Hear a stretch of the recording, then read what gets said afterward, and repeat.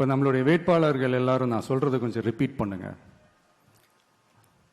மக்களுக்காக,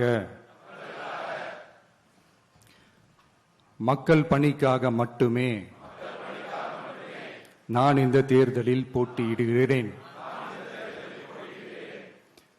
நான் ஜெயிச்சு வந்த பிறகு மக்கள் பணத்தில் ஒரு பைசா கூட தொடமாட்டேன்.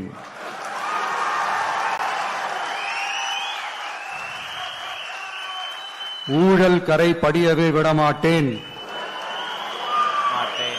பெண்கள் பாதுகாப்பை உறுதிப்படுத்துவேன். போதையில்லா தமிழகத்தை உருவாக்குவேன். சட்டம் ஒழுங்கை சரி செய்ய துணை நிற்பேன்.